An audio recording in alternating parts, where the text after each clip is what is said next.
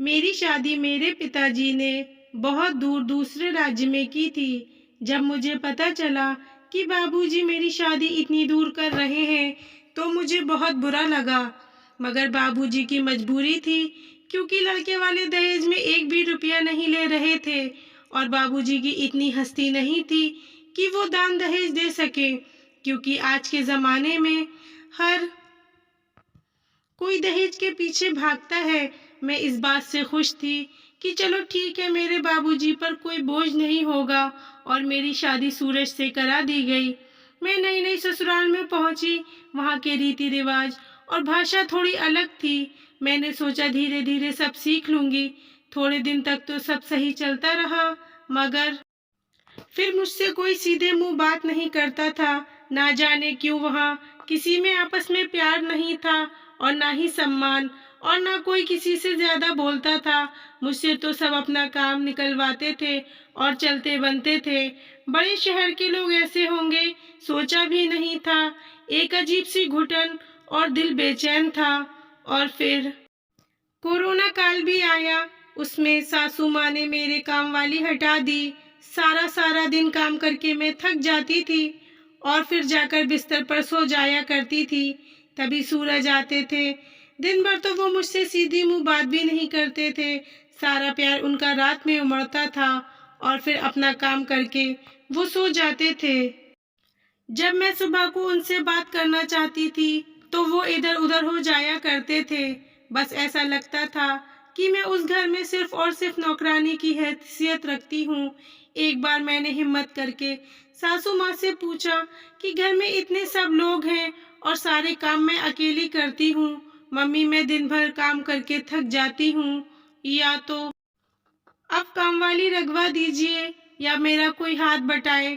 सासू माँ नजरें बिगाड़ कर, ओहो, अब काम वाली को भी काम वाली चाहिए।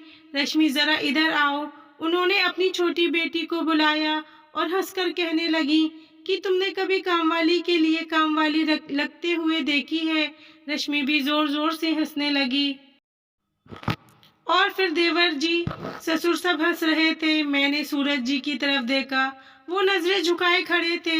मैंने सोच लिया था कि आज मैं इनसे खुलकर बात करूंगी।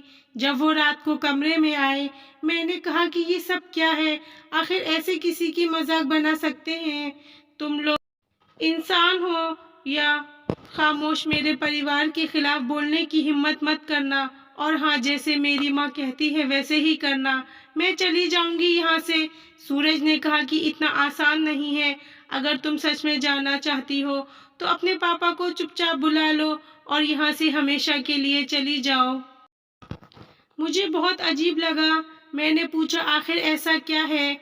तो सूरज ने बताया कि तुम मेरी दूसरी पत्नी हो और ये मेरी सगी नहीं, सौतेली माँ है और इस घर में उनका ही राज चलता है। मेरी पहले वाली पत्नी से मैं बहुत प्यार करता था, मगर मेरी माँ को ये सब रास ना आया।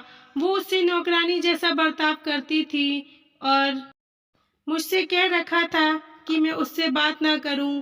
आए दिन झगड़े होते थे और एक दिन उसने जहर खा लिया और इस दुनिया से हमेशा के लिए चली गई।